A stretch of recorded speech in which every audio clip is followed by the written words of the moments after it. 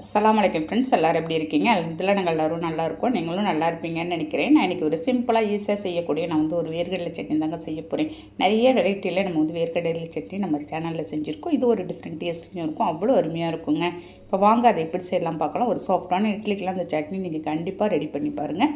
இப்போ அதுக்கு ஒரு நான்ஸ்டிக் பேனில் ஒரு அரை கப்பு அளவுக்கு இருக்குங்க. நான் வேர்க்கடலை எடுத்திருக்கேன். இது பச்சை வேர்க்கடலை தான்.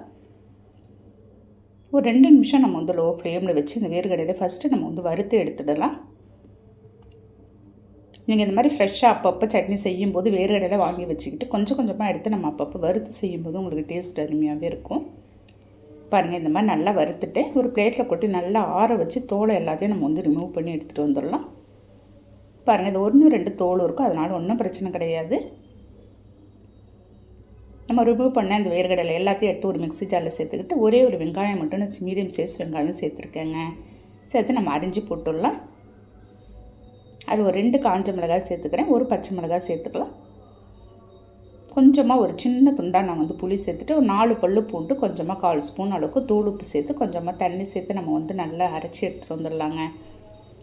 எப்போயுமே வேர்க்கடலை சட்னிலாம் அவ்வளோ ஒரு அருமையான டேஸ்ட்டும் இருக்கும். கூட 2 இட்லி தோசை நம்ம சாப்பிடலாம், அவ்வளோ அருமையாக இருக்கும். பாருங்கள், இந்த மாதிரி அரைச்சிட்டு வந்துட்டு ஒரு பவுலில் ட்ரான்ஸ்ஃபர் பண்ணிடலாம்.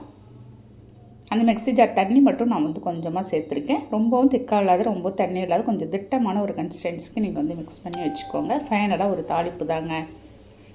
தாளிக்கிற கரண்டில் ஒரு 2 ஸ்பூன் எண்ணெய் சேர்த்து கடுகு பருப்பு காஞ்ச மிளகாய் கருவேப்பிலை மட்டும் போட்டு தாளித்து நம்ம ஊற்றிடலாம்.